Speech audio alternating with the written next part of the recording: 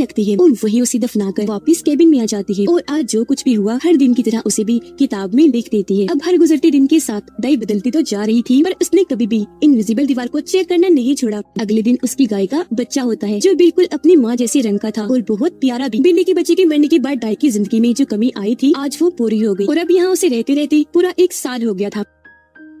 एक दिन जब वो बोर होने लगी तो अपने जानवरों को घुमाने पहाड़ी वाले घर के पास ले जाती है जो जगह उसे बहुत पसंद थी। तो आज डाई यही रुकने का फैसला करती है। टाइम बहुत जल्दी गुजरता जा रहा था, गर्मियाँ भी निकल गयी और अब फिर से पतझड़ का मौसम आ जाता है। ये दिन भी गुजर गए जिसके बाद अब यहाँ सर्दियाँ आने वाली थी और यहाँ डाई ने पहले अपने खाने और आग जलाने के लिए लकड़ियों का बंदोबस्त कर लिया था ताकि उसे या उसके जानवरों को इस बर्फीली ठंड में कोई दिक्कत ना हो। एक दिन जोरों की ठंडी हवा चली, डाई को बाहर किसी परिंदे की आवाज सुनाई दी। वो जब चेक करने बाहर गई तो पेड़ पर एक कौवे को देखती है जो वहाँ अकेला बैठा था और उसका रंग सफेद था। अब यहाँ डाई समझ जाती है कि बाकी कौवों ने इसका साथ इसके रंग की वजह से छुड़ा होगा, तो वो उसका अकेलापन समझ जाती है क्योंकि उससे बेहतर ये कौन जान सकता था कि अकेला रहना कितना तकलीफदेह है। वो उस कौवे को भी अपने साथ शामिल कर लेती है और उसे खाना डालती है। ऐसे वक्त गुजरता गया और फिर से 1 साल बीत जाता है। एक दिन फिर से डाई अपना वक्त गुजारने के लिए अपने जानवरों को लेकर पहाड़ी वाले घर के पास जाती है, पर हमेशा की तरह इस बार उसे वहाँ अच्छा नहीं लगता। अब डाई अपनी इस कैद भरी जिंदगी से उकता चुकी थी। यही वजह है कि अब उसे यहाँ का सब कुछ बेकार लग रहा था। उसे अजीब सा महसूस हुआ तो वो अपने जानवरों को लेकर वापस अपने केबिन में आ जाती है और अब यहाँ उसे 3 साल गुजर गए थे। एक दिन वो अपने डॉग के साथ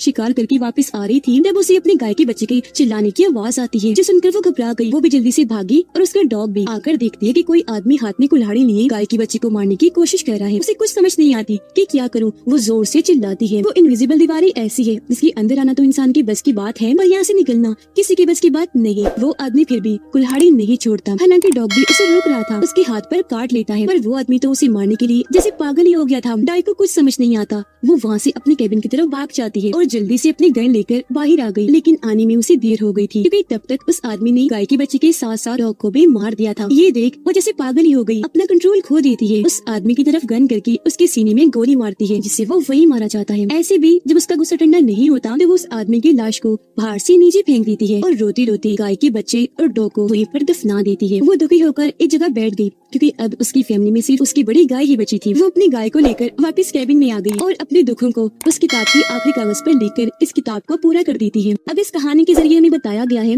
कि इंसान की जिंदगी ऐसी ही है। इंसान को अपनी मुश्किलात की वजह से ये सोचना नहीं चाहिए कि जिंदगी कब दी एंड हो रही है, ये वो ये सोचे कि मेरी जिंदगी खत्म हो ही जाए तो अच्छा है, बल्कि ये जिंदगी जैसी भी है इंसान को खुशी खुशी गुजारनी चाहिए क्योंकि तभी आप सुकून से रह पाएंगे। लेकिन जो जिंदगी का सफर है असल सीख तो इंसान को उसमें ही मिलती है। इसी मैसेज के साथ ही इस मूवी की कहानी यहीं पर खत्म हो जाती है।